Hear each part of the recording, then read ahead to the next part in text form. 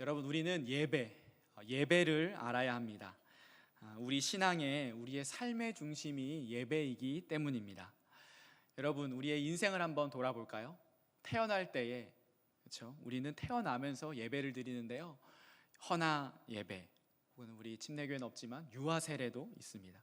돌 감사 예배, 이후에 유아부부터 지금까지 여러분이 성장하였고, 또 우리가 죽기 전에도 사실 예배를 드립니다. 저는 이제 어른 교구 사역자인데 임종 예배를 드리고, 또 돌아가시면 입관 예배를 드리고, 발인 예배를 드리고, 하관 예배를 드리는, 우리의 인생의 처음부터 끝까지가 예배라고 할 수 있겠습니다. 그야말로 예배로 시작해 예배로 끝내는 인생이죠. 그것뿐인가요? 하나님 나라에서 우리가 할 것이 무엇인가요? 예배입니다. 영원토록 우리는 예배를 드리죠. 삼위 하나님과 함께 예배하고 삼위 하나님을 높여 드립니다. 그렇기 때문에 우리는 예배를 잘 드려야 합니다.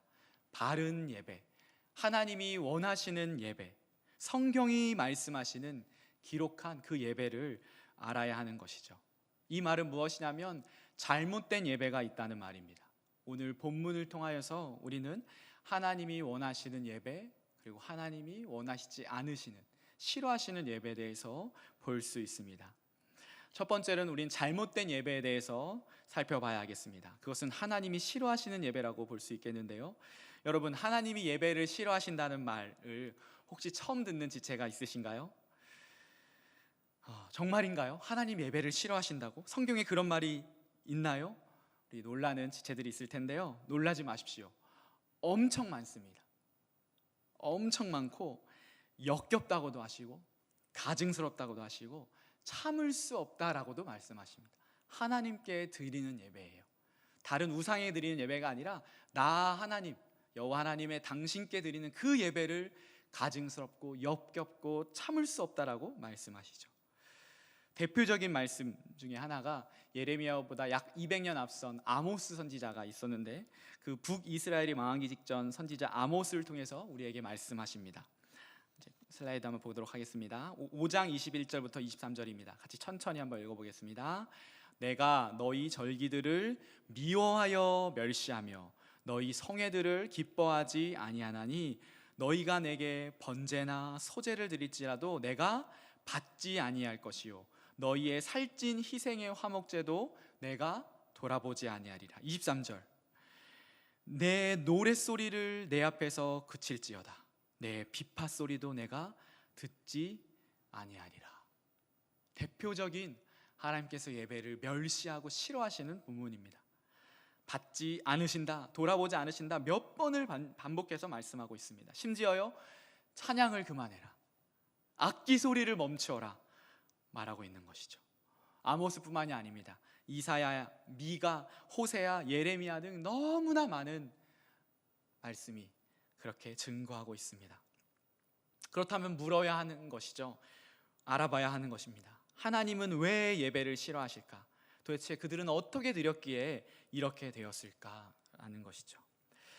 예레미야 7장 9절, 우리 본문 읽었던 바로 뒷절인데요. 제가 읽어보겠습니다. 너희가 도둑질하며 살인하며 간음하며 거짓 맹세하며 바알에게 분향하며 너희가 알지 못하는 다른 신들을 따르면서 예배드렸다는 거예요.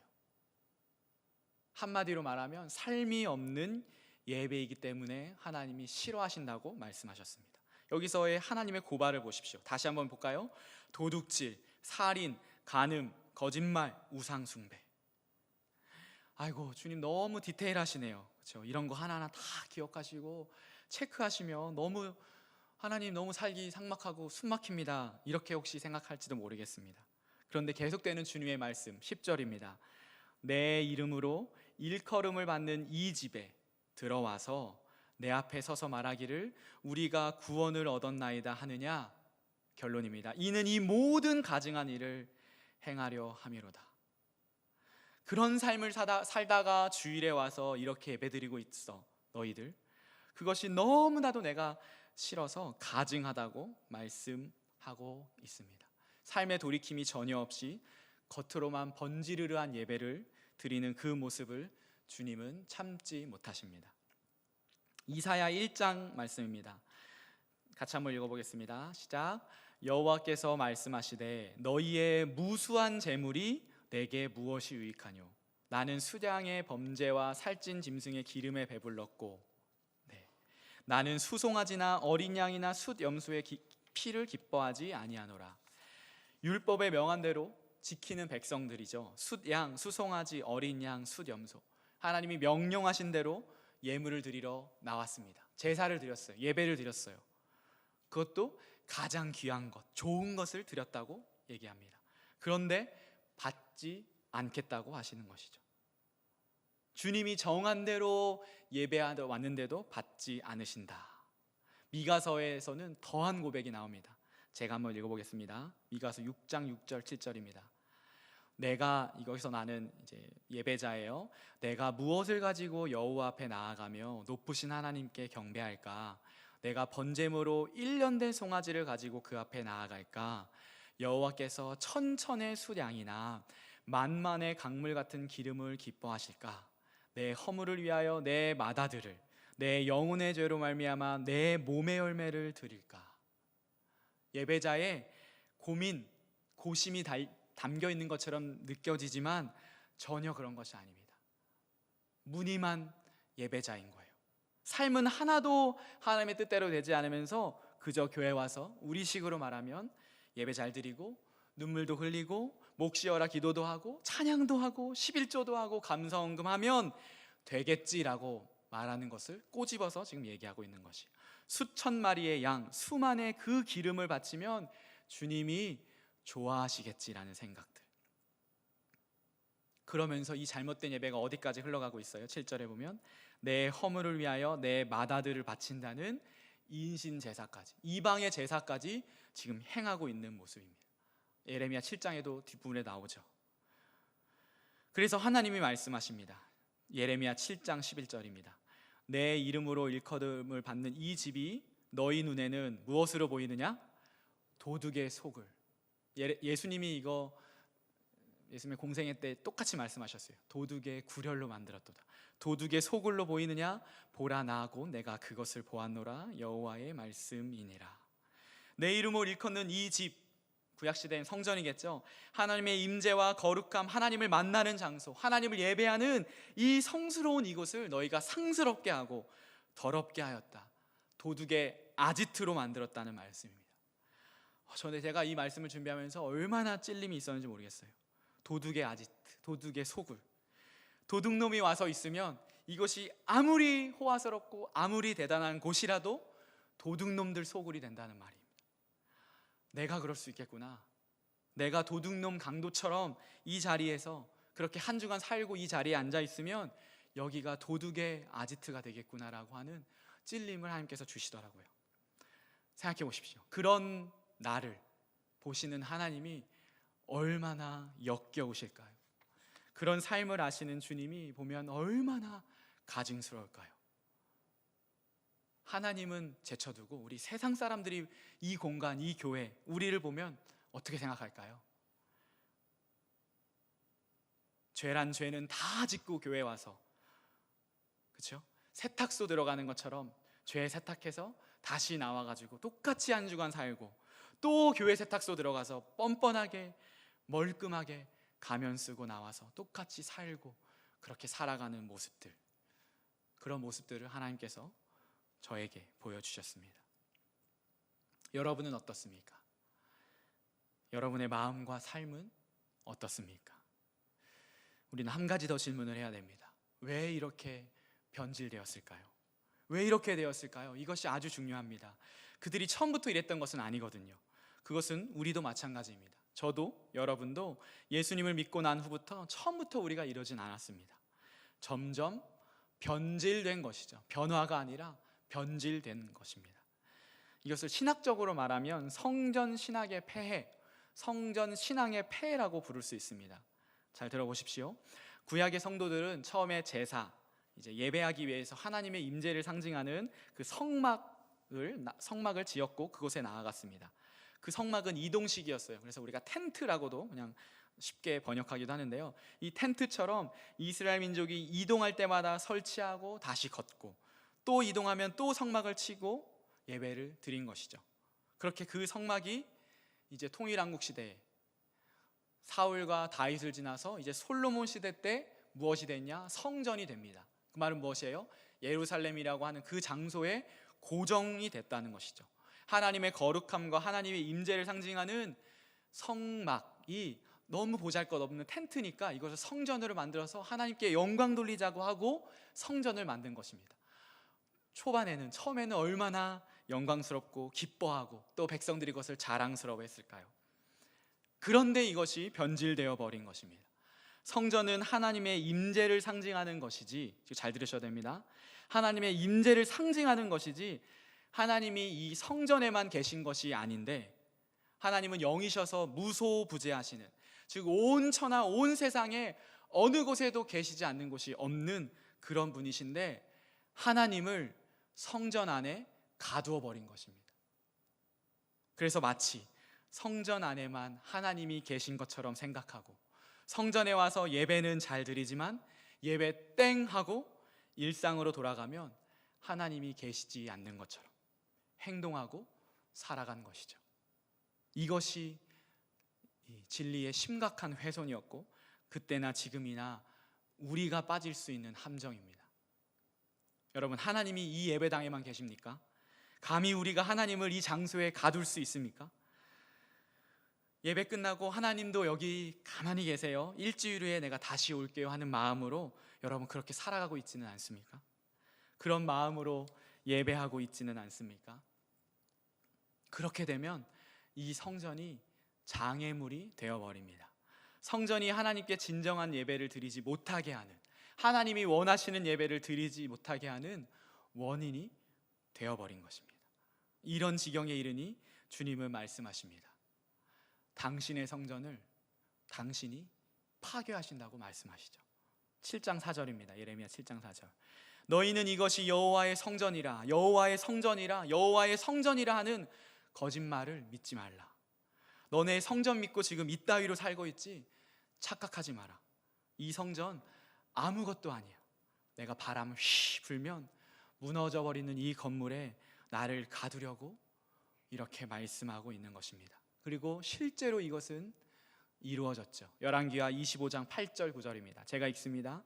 바벨론 왕 느부갓네살의 19째 해 5월 7일에 바벨론 왕의 신복 시위대장 느부사라단이 예루살렘에 이르러, 9절 같이 읽겠습니다. 시작. 여호와의 성전과 왕궁을 불사르고 예루살렘의 모든 집을 귀인의 집까지 불살랐으며. 그들의 예배, 이 백성들의 예배를 회복하기 위하여서 주님은 당신의 이름으로 일컬어진 그 성전까지 파괴하셨어요. 이 주님의 마음을 우리가 읽어야 합니다. 우리가 두 번째 대지로 갈 수 있지만 좀 더 생각해 보기를 원합니다. 성경 지식을 좀 더 배우기 원하는데요, 이렇게 지금 예루살렘 성전이 파괴되었음에도 그들은, 이스라엘 백성들은 여전히 무지했습니다. 그리고 사실 수천 년이 지난 지금도 마찬가지예요. 이스라엘 백성들은 아직도 이 믿음을 붙잡고 살아갑니다. 성전 지상주의, 성전 만능주의. 그래서 이스라엘의 전쟁과 모든 역사가 다 이 잘못된 신앙 가운데 나오는 것이죠. 지금도 마찬가지입니다. 어쨌든 이 솔로몬이 지은 성전은 무너졌고 유다 백성들은 바벨론 느부갓네살의 포로로 잡혀갑니다. 그리고 70년이 지난 후 그들은 예루살렘으로 돌아오는데, 그리고 성전을 다시 짓죠. 그게 스가랴, 학개, 말라기에 있는 말씀인데요, 학개 선지자를 통해서 하나님께서 백성들을 위로하시면서 성전을 짓게 하십니다. 그것을 두 번째 성전이라고 해서 제2 성전이라 부르기도 하고, 스룹바벨이 지었다고 해서 스룹바벨 성전이라고 하는데요, 그건 역시 회파됩니다. 그리고 잘 아는 예수님 시대의 헤롯 대왕이 유대인들의 환심을 사기 위해 예루살렘 이 스룹바벨 성전을 증축하죠. 그것을 헤롯 성전이라고 하는 것이고, 여전히 그때 유대인들도 변함없이 성전 신앙의 이 폐해를 가지고 신앙을 가지고 있었습니다. 삶이 없는 그들을 향해 예수님께서 동일하게 외치셨습니다. 누가복음 21장 5절 6절 한번 제가 읽어볼게요. 어떤 사람들은 성전을 가리켜 그 아름다운 돌과 헌물로 꾸민 것을 말하며 예수께서 이르시되, 들어보십시오. 너희 보는 이것들이 날이 이르면 돌 하나도 돌 위에 남지 않고 다 무너뜨려지리라. 예수님이 헤롯 성전을 보고 말씀하셨어요. 여전히 성전만 바라보고 본인의 삶을 하나도 하나님의 뜻대로 살지 않는 그들을 보면서 너희 성전 아직도 이 신앙을 가지고 있니? 돌 위에 돌 하나도 남지 않고 다 무너진다. 그리고 40년이 지나고 예수님이 죽으시고 부활하시고 승천하신 후 40년이 지나고 이 예언은 그대로 성취됩니다. 로마 제국 장군 디도에 의하여서 예루살렘 성전이 다 무너지고 지금 우리가 알고 있는 통곡의 벽, 예루살렘 성전의 서쪽 벽만 남아 있는 것이죠. 성지순례 가보십시오. 여전히 유대인들은 그 서쪽 벽을 보고 기도하고 있습니다. 그들의 삶을 돌이키지 않은 채. 이것이 비단 그들의 문제인가요? 유대인들의 생각만인가요? 아닙니다. 저와 우리의 모습이지 않는지 우리가 돌아봐야 합니다. 나의 예배는 어떠한지, 당신의 예배는 어떠한지 점검해야 합니다. 그리고 우리는 바른 예배로 돌아가야 합니다. 바른 예배, 하나님이 원하시는 예배는 무엇일까요? 하나님께서 원하시는 예배를 우리가 찾아가다가 자칫하면은 형식만 남은 이 삶이 없는 예배를 오해해서, 잘 들어보셔야 돼요. 형식만 남은 삶이 없는 이 예배를 오해해서 형식을 무시하는 사람이 생겨날 수 있습니다. 예를 들면 이렇습니다. 삶이 중요하지, 그깟 외형, 형식이 뭐가 중요해? 어디에서나 마음을 들이면 되지, 무엇하러 공동체로 모이고, 무엇하러 비싼 음향 시스템과 조명과 시설을 만들고, 차라리 그것으로 가난한 자를 구제하고 선교에 사용해야 된다고 말하는 사람들, 거기에 더 나아가 헌금도 개인적으로 도우면 되지 11조나 감사헌금 등의 그런 것에 대해서 비판하는 사람들도 있습니다. 그 첫 의도, 그 처음에 그 마음은 알겠지만 이렇게 하다 보면 또다시 저울추가 반대쪽으로 기울어집니다. 우리는 인간이기에 이 균형을 맞추기가 쉽지가 않습니다. 인간이기에 그렇기 때문에 반드시 형식을 놓치시면 안 됩니다. 담임 목사님께서 늘 말씀하시는 인간론이 잘못된 거예요. 그러면 우리는 영적인 사람일 뿐만 아니라 육적인 사람이기 때문에 형식을 놓치라고 지금 바른 예배를 지금 설명하는 것이 아니라는 것을 먼저 여러분 아셔야 합니다. 우리는 최선을 다한 외형적인 예배뿐만 아니라 내면적인 모습도 변화된 모습으로 예배해야 하는 것이죠. 바른 예배는 무엇입니까? 바른 예배는 잘 들어주셔야 됩니다. 예배와 삶이 일치하는 예배입니다. 말씀과 삶이 일치하는 예배이고 믿음과 삶이 일치하는 예배입니다. 약간씩 그 의미가 다르겠지만 큰 그림에서는 같은 말이죠. 형식의 예배라면 말하자면 우리 이 청년부 예배와 그리고 내 일주일의 삶이 일치하는 예배여야 한다는 말입니다. 우리 오늘 본문 3절, 5절, 6절을 한번 읽겠습니다. 제가 3절, 5절 읽고 우리 여러분께서 6절 읽어주십시오. 만군의 여호와 이스라엘의 하나님께서 이와 같이 말씀하시되 너희 길과 행위를 바르게 하라. 너희가 만일 길과 행위를 참으로 바르게 하여, 그 방법입니다. 첫 번째, 이웃들 사이에 정의를 행하며, 6절 같이 읽어주세요. 시작. 이방인과 고아와 과부를 압제하지 아니하며, 세 번째, 무죄한 자의 피를 이곳에서 흘리지 아니하며, 네 번째, 다른 신들을 뒤를 따라 자충하지 아니하며. 하나님이 원하시는 삶의 예배를 예레미야는 정확하게 전달하고 있습니다. 정직, 공의, 약자를 살피고 우상을 버리고 바른 삶을 살라는 것이죠.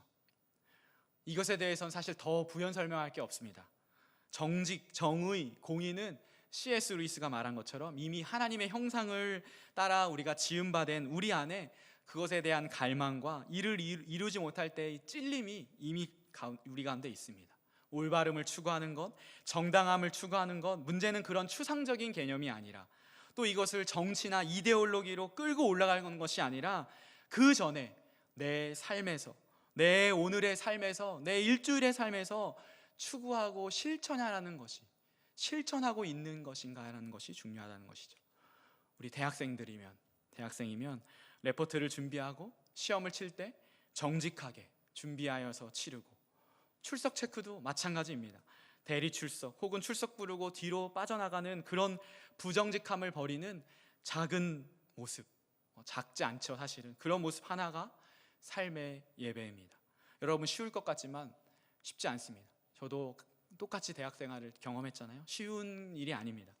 우리 직장 생활을 하는 지체라면 돈의 문제, 동료와의 관계, 일의 업무에 있어서 정직하게 처리하고 공정하게 임하는 것, 학연, 지연 등에 얽매이지 않는 것, 아닌 것에 대해서 아니라고 할 수 있는 것, 정확한 절차를 지키는 것, 안전수칙을 지키는 것 등 수도 없이 많고, 그리고 훨씬 더 어려운 문제들이 제가 지금 나열하지 않은 여러분 곳곳 그 일터마다 있을 것입니다.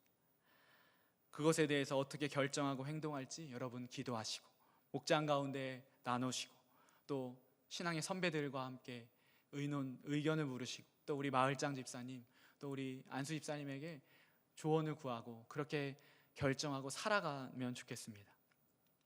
연약한 자를 돌보는 일은 어떨까요? 먼저는 목장 안의 지체들을 위해서 기도하는 것부터 시작해야겠죠. 그들을 돌보고 연락하고 교제하는 것, 이해하고 품어주는 일,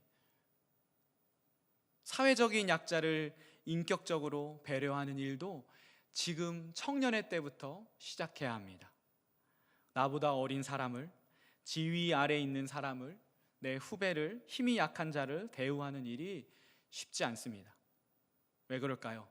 우리가 인간이기 때문이에요. 간사하기 때문에 지위가 있으면 누르려고 하고 누리려고 하는 게 우리입니다. 힘이 있고 돈이 있으면 그것을 이용하기가 얼마나 쉬운 세상입니까? 그런 세상에서 다른 길을 가는 것, 그것이 삶의 예배자의 모습이죠.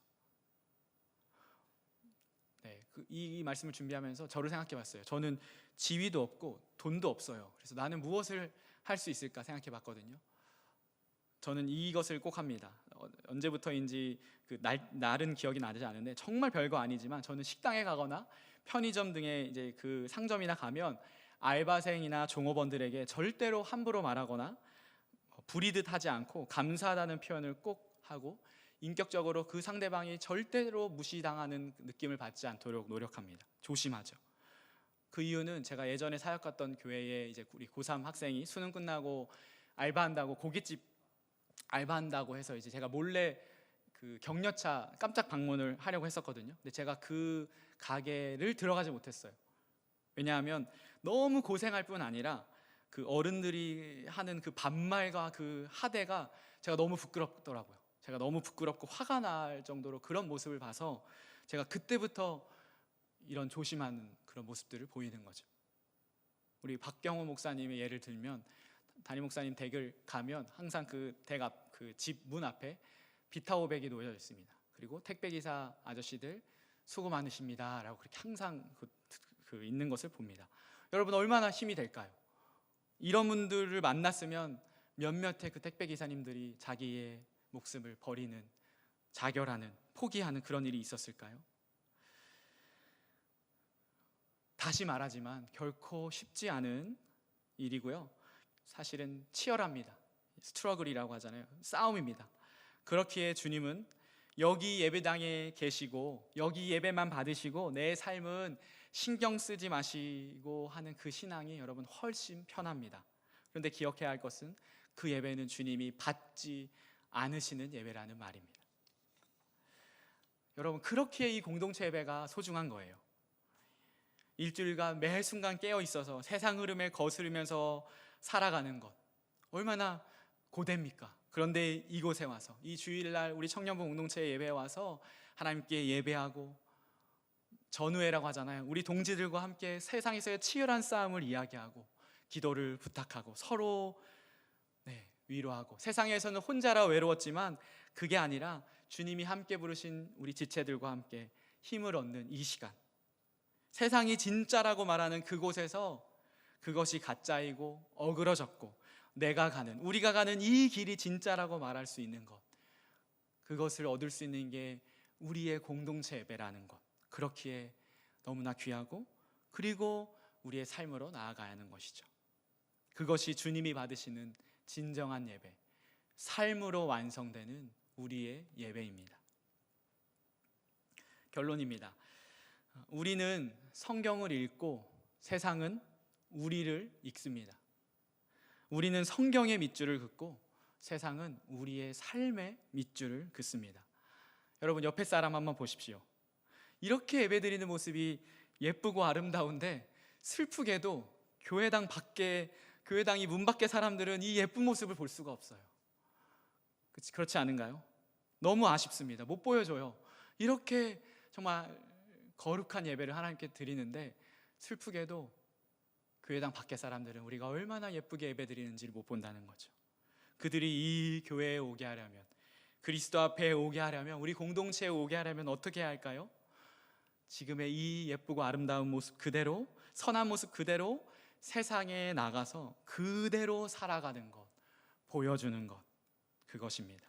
그때 세상은 우리를 통해 주님을 보게 되고 우리 공동체를 궁금해하게 되고, 그래서 코로나로 인하여서 전도가 막힌다고 누가 얘기해도 그것과 상관없이 당신 때문에, 여러분 때문에 예수님은 전해지고 복음은 흘러갑니다. 그것이 주님이 원하시는 진정한 예배입니다. 그래서 오늘 본문은 참된 예배자가 누리는 복에 대해서 두 번이나 말씀하고 있습니다. 우리 3절, 7절입니다. 제가 읽어보겠습니다. 만군의 여호와 이스라엘의 하나님께서 이와 같이 말씀하시되 너희 길과 행위를 바르게 하라. 같이 한번 읽어볼까요? 시작. 그리하면 내가 너희로 이곳에 살게 하리라. 7절입니다. 시작. 내가 너희를 이곳에 살게 하리니 곧 너희 조상에게 영원무궁토록 준 땅이니라. 살아계신 하나님의 말씀의 축복이고, 그렇죠? 우리에게 주시는 약속입니다. 이 예배, 완전한 예배를 드릴 때 영원히 이 땅에서 살리라. 아멘. 여러분, 이제 기도하고 축도하면 예배가 끝납니다. 이제 삶의 예배가 시작이에요. 여러분, 무엇을 결단하고 무엇을 적용할 것입니까? 목장에 가서 함께 그것을 나누고 기도해주고 도전하였으면 좋겠습니다. 다음 주일 청년부 예배는 지금 이 시간 축도 후에 여러분의 삶에서 시작됩니다. 그리고 오늘 이 청년부 예배는 축도 후에 여러분의 삶으로 증명됩니다. 삶으로 완성되는 우리의 예배, 우리 그런 예배자, 그런 공동체 함께 세워가고 이뤄가기를 예수님의 이름으로 축복합니다. 아멘. 우리 나의 예배를 받으소서 함께 찬양하겠습니다.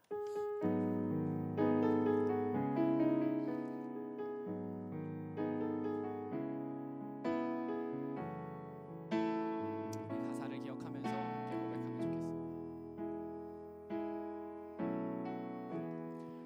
오 주님, 당신은 내 삶 구석구석까지 감찰하시며 나를 응원하시는 분, 내 길을 밝혀서 영원한 생명의 길로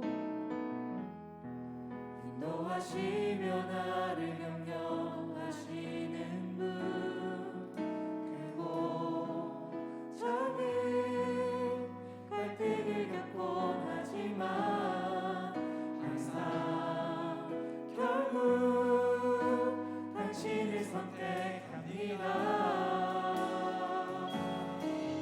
나의 유일한 고백의 대상은 오직 아름다운 당신뿐입니다.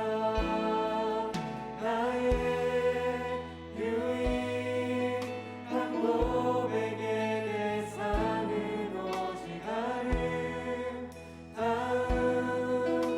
당신뿐입니다. 나의 예배를 받으소서, 홀로 영광을 받으소서. 주여, 나의 주여. 우리 다시 한번 고백합니다. 오 주님, 당신은 오 주님, 당신은 내 삶 구석구석까지 감찰하시며 나를 응원하시는 분, 내 길을 밝혀서 영원한 생명의 길로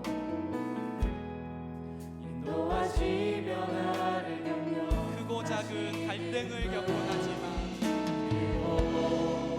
작은 갈등을 주님을 겪곤 선택합니다. 항상 결국 당신을 선택합니다. 고백합니다. 나의 유일한 고백의 대상은 오직 아름다운 당신뿐입니다. 나의 유일한 고백의 대상은 오직 아름다운 당신뿐입니다. 나의 예배를 받으소서. 홀로 영광을 받으소서. 주여. 우리 한 번 더 찬양하기 원합니다. 나의 유일한 고백의 대상은 나의 유일한 고백의 대상은 오직 아름다운 당신뿐입니다. 나의 유일한 고백의 대상은 오직 아름다운 우리의 삶의 예배를 받으소서. 나의 예배를 받으소서. 홀로 영광을 받으소서. 주여. 나의 주여. 우리 함께 기도하는 시간 갖기를 원합니다. 여러분, 이분이 우리 하나님이십니다. 나를 살피시고 응원하시는 분, 나를 기다리시며 나를 생명의 길로 인도하는 분. 그렇기에 우리는 그분 안에서 참 안식과 평안을 누릴 수 있습니다. 오직 하나님만이 예배받으시기 합당하신 분입니다. 나의 예배를 돌아봅시다. 말씀처럼 이 예배로 끝이라고 생각하지는 않았습니까? 예배가 끝나면 하나님도 여기에 두고 삶으로 돌아간 것은 아닌가요? 그것은 온전한 예배가 아닌 반쪽짜리 예배입니다. 주님, 우리 예배를 회복하겠습니다. 우리의 삶을, 내 삶을 드려 주님께 나아가겠습니다. 삶의 예배자로, 일상 예배자로 내가 서겠습니다. 우리 그렇게 결단하면서 먼저 기도하기 원합니다. 같이 기도하겠습니다. 하나님, 그렇습니다. 하나님, 이 고백이 우리의 고백입니다. 하나님, 나를 감찰하시고 나를 응원하시고 나를 누구보다 잘 아시는 주님, 그렇기에 하나님으로 충분한 인생을 살아가기에 하나님, 우리 예배를 돌아보기 원합니다. 하나님, 하나님만 예배 받으시기 합당하신 분인데 하나님, 내가 오히려 이 예배당에 예배를 그치고 그리고 내 삶은 내 멋대로 내 뜻대로 살아가고 있지는 않았습니까? 하나님, 이 말씀을 통하여서 우리를 돌아봅니다. 하나님, 예배의 시작은 하나님 우리의 삶의 뜻이고 예배의 완성, 우리의 삶에서 완성됨을 기억하며 하나님, 우리가 온전한 예배자로, 삶의 예배자로 하나님 나아가는 저희들 될 수 있도록 인도하여 주시옵소서. 하나님, 우리 예배를 회복시켜 주시옵소서. 내 삶을 하나님 펴주시며 하나님, 일상의 예배자로, 삶의 예배자로 살아가는 저희들 될수 있도록 인도하여 주시옵소서. 하나님, 이 시간 안에 우리 안에 하나님 그런 예배가 있었다면 회개하게 하여 주시고 주님 돌이키게 하여 주시며 하나님, 이곳에서 끝나는 예배가 아니라 이곳에서 시작하는 예배로 하나님 결단하며 하나님 함께 해주시면서 하나님께서 우리에게 하나님 우리를 인도하심을 기억하며 말씀 가운데 온전히 머물며 하루의 3일 더와 낮과 모든 것 가운데서 하나님 어떻게 살아가야지 보게 하여 주시고 있도록 인도하여 주시옵소서. 하나님, 그런 예배자 되기를 소망합니다. 하나님, 그렇게 삶으로 하나님 부르는 예배자 되기를 소망합니다. 주님, 우리 예배 하나님, 우리의 모든 가운데 함께 하여 주시옵소서.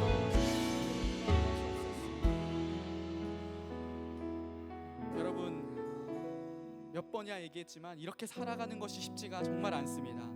왜냐하면 내 삶에 크고 작은 갈등이 있기에 이곳에서 예배드리고 끝인 게 훨씬 더 편한, 너무나도 편한 그런 예배입니다. 그러나 우리가 고백했던 것처럼 결국 우리가 주님을 선택하겠습니다라는 이 고백과 선포가 우리 삶에 있기를 다시 한번 기도하기를 원합니다. 구체적으로 여러분 기도하면 좋겠습니다. 내가 돌봐야 할 사람은 누구인지, 내가 정직과 공의로 살아가야 할 그곳은 어디인지, 내가 버려야 할, 끊어내야 할 나의 우상은 어디 있는지 고백하며 주님 삶으로 예배하겠습니다. 삶으로 증명하겠습니다. 삶으로 오늘의 예배를 한 주간의 그 삶으로 오늘의 예배를 완성하겠습니다. 우리 다시 한번 결단하면서 기도하기 원합니다. 기도합니다. 하나님의 삶 가운데 하나님께 목표할 것이 무엇입니까? 하나님 예배할 것이 하나님께 온전히 드릴 것이 무엇입니까? 우리 대학생들 하나님 교과 학업과 오는 가운데 하나님 온전히 열시고 하나님 온전히 하나님께 드려지는 하나님 귀한 예배가 될 수 있도록 인도하여 주시옵소서. 하나님 직장인들 이곳 가운데서 정직과 공의로 하나님 행해야 될 것이 무엇입니까? 하나님 그 가운데서 세상을 거스르며 하나님의 뜻대로 살아가야 할 것이 무엇입니까? 하나님 우리가 돌봐야 할 간증 사회적인 약자는 무엇입니까? 하나님께서 마음심에 우리가 결단하며 하나님 그 실천하는 우리가 되게 하여 주셔서 하나님 이 예배를 시작으로 우리의 삶으로 예배를 완성하는 저희 될 수 있도록 하나님 귀한 하나님 우리를 우리의 삶에 그것이 쉽지가 않습니다. 하나님 이 기도로 하나님 뿐 아니라 매일매일 성령 하나님과 말씀하며 먹으며 성령님과 함께 동행하며 하나님 이것을 할 수 있는 힘 주시고 능력 주시고 성령님 우리가 동행하여 주시고 우리가 공동체를 기억하며 공동체에 우리 함께 한 몸의 지체들이 서로를 위해 기도하고 함께 하나님을 기억하며 이렇게 나아가게 하여 주시고 우리가 혼자가 아니라 하나님 우리 공동체와 함께 있음을 주님과 함께 있음을 나아갈 수 있도록 인도하여 주시옵소서. 세상에 없는 것에 세상의 방식에 더 이상 속지 않게 하여 주시고 세상의 유혹에 속지 않게 하여 주시고 모든 우상들을 끊어내며 하나님 살아가는 저희들 될 수 있도록 인도하여 주시옵소서. 구체적으로 기도하며 결단하는 모든 그 한마디 한마디 기도를 주님 응답하여 주시고 하나님 한 주간의 삶으로 주님 영광 받아주시고 매 순간 주님을 기억하며 살아가는 우리 모두 될 수 있도록 하나님 우리의 삶을 주님 만져 주시옵소서. 주님 우리를 인도하여 주시옵소서. 우리의 삶으로 주님 주옵소서. 우리 공동체를 위한 기도를 드리기 원합니다. 우리는 성경의 밑줄을 긋지만 세상은 우리의 삶의 밑줄을 긋는다. 우리는 성경을 읽고 세상은 우리를 읽는다는 말을 기억하면서 하나님 우리 공동체가 이런 공동체 되게 하여 주옵소서. 우리의 이 경건하고 거룩한 예배가 삶으로 흘러가게 하셔서 우리 각 사람 한 사람을 통하여 그 땅이 회복되고 영혼들이 주님께 돌아오는 역사가 우리 가운데 있게 하여 주시옵소서. 우리 옆에 있는 지체들을 축복하며 우리 목원들을 축복하며 한 번 더 기도하기 원합니다. 같이 기도하겠습니다. 하나님 우리 공동체를 위하여서 기도합니다. 우리는 성경의 밑줄을 긋지만 세상은 우리의 삶의 밑줄을 긋습니다. 우리는 성경을 읽지만 세상은 우리를 읽는다는 이 것을 기억하며 이 아름답고 선한 이 예배가 이 거룩한 예배가 우리의 삶 가운데 흘러가게 하여 주옵소서. 하나님 우리로 만족하고 여기 안에서 그냥 끝내는 그 예배 되지 않게 하여 주시고 그것이 목장교회로 올라가며 우리의 삶으로 올라가게 하여 주시옵소서. 하나님 그런 공동체 되기를 원합니다. 하나님 그래서 우리의 각 사람이 한 사람을 통하여서 하나님 그들이 부름받았던 그곳이 회복되게 하여 주시고 그 땅이 주님께 돌아오게 하여 주시고 하나님 회복과 부흥의 역사의 시기에 하나님 흘러가게 하여 주시고 내가 흘러가게 하여 주시며 모든 안에 죽은 영혼들이 살아나는 귀한 공동체 될 수 있도록 인도하여 주옵소서.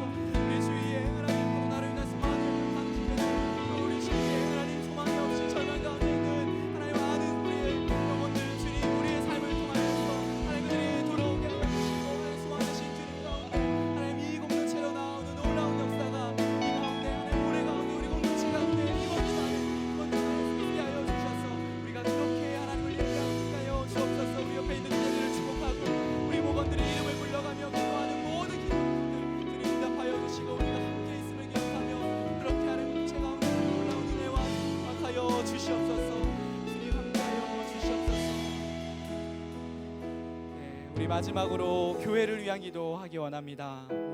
오늘은 사실 예정대로 진행했다면 목장 주일 예배를 드리는 날이었습니다. 그러나 코로나로 인하여서 작년도 또 올해도 우리 목장 주일 예배를 드리지 못했습니다. 그렇게 우리가 기도해야 하겠습니다. 코로나로 인하여서 목장 모임이 쉽지 않은데 이 가운데 하나님의 은혜를 보게 하시고 예배의 공동체로 간증의 공동체로 사랑의 공동체로 세워지게 하여 주시고 우리 모든 목장교회가 유아부부터 또 우리 작년 어른의 일까지 든든히 서갈 수 있도록 하나님 모든 목장교회를 붙잡아 주시고 하나님 그 목장교회를 통하여 부흥하는 귀한 영광교회 될 수 있도록 하나님 인도하여 주옵소서. 우리 다시 한번 함께 마지막으로 기도하겠습니다. 하나님 그렇습니다. 하나님 우리 예정되었다면 하나님 목장교회 예배를 우리가 각자의 목장 또 외부에 가서 하나님의 이름으로 예배하며 하나님 이 건물 교회가 아니라 하나님 이 어떤 건 교회가 아니라 내가 교회이고 우리가 교회임을 다시 한번